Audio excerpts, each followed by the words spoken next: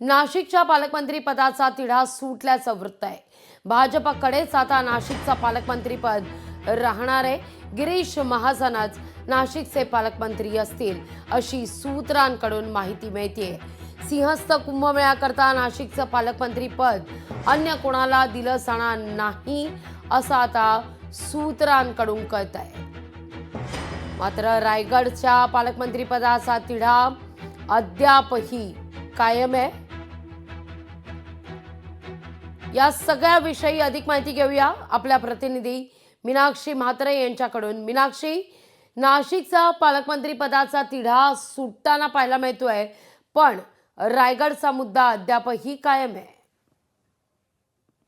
निश्चितच आपण पाहतोय की पालकमंत्री पदावरचा जो तिढा आहे तो सुटल्याचं पाहायला मिळतंय। खरं तर नाशिक आणि रायगडच्या पालकमंत्री पदासाठी तिन्ही पक्षामध्ये रस्सीखेच पाहायला मिळत होतं। नाशिकमध्ये आपण पाहिलं तर शिवसेना आणि भाजपमध्ये मोठ्या प्रमाणात दावा जो आहे तो केला जात होता। मात्र ज्यावेळी 18 जानेवारीला मुख्यमंत्री देवेंद्र फडणवीस यांनी पालकमंत्री पदाची घोषणा केल्यानंतर दुसऱ्याच दिवशी आपण पाहत होतो नाशिक आणि रायगडच्या पालकमंत्रीच्या स्थगिती देण्यात आली होती आणि त्यानंतर एकूणच संपूर्ण नाराजीची चर्चा जी आहे ती पाहायला मिळाली। मात्र आता आपण पाहतोय की नाशिक पालकमंत्री पदाचा तिढा सुटलेला आहे आणि गिरीश महाजन हेच नाशिकचे पालकमंत्री जे आहेत त्याचा पाहायला मिळणार आहेत। खरं तर आपण पाहतोय की भाजपच्या दिल्लीत देखील दिल्लीचं जे नेतृत्व आहे त्या ठिकाणी एकनाथ शिंदे आणि अजित पवारांना या सगळ्याचं स्पष्टीकरण जे आहे ते देण्यात आलं होतं। मात्र रायगड पालकमंत्री पदाचा तिढा जो आहे तो अद्याप कायम असल्याचं पाहायला मिळतंय। रायगडमध्ये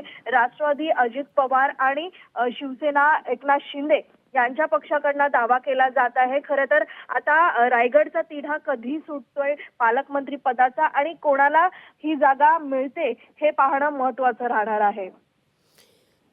निश्चित मीनाक्षी, आपण जर पाहिलं तर या सगळ्या संदर्भात अधिकृत घोषणा कधी होण्याची शक्यता वर्तवली जाते। काल बैठक पार पडली मुख्यमंत्री देवेंद्र फडणवीस यांच्या उपस्थितीमध्ये आणि त्यावेळी गिरीश महाजन यांच्याच नावावर शिक्कामोर्तब झाल्याचा सूरही आळवला गेला। पण या सगळ्या संदर्भात अधिकृतरित्या कधी घोषणा होणार आहे आणि त्याच वेळी रायगडचा तिढा सुद्धा सुटणार आहे का, की आगामी अर्थसंकल्पीय अधिवेशन यातच जाईल?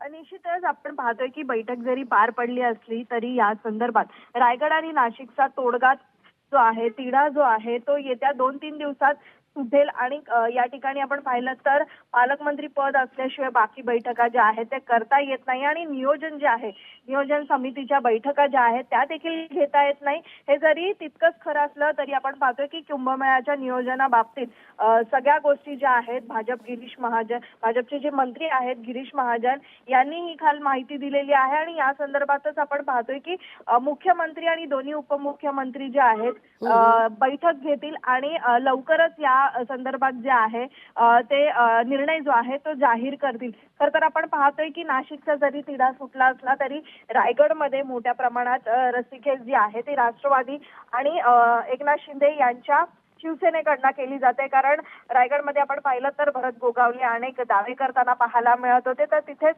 दुसरीकडे आदिती तटकरे असतील या सगळ्या राष्ट्रवादीच्या देखील मंत्र्यांकडनं दावा जो आहे तो केला गेला होता। सध्या आपण पाहतोय की येत्या 2 दिवसामध्ये याचा देखील तिढा सुटण्याची चिन्ह जी आहे ती पाहायला मिळत आहेत। निश्चित मीनाक्षी, तुर्तास धन्यवाद तुम्ही दिलेल्या एकूणच या सविस्तर माहिती करता। लोकशाही मराठी ऐका, पहा, जागरूक रहा।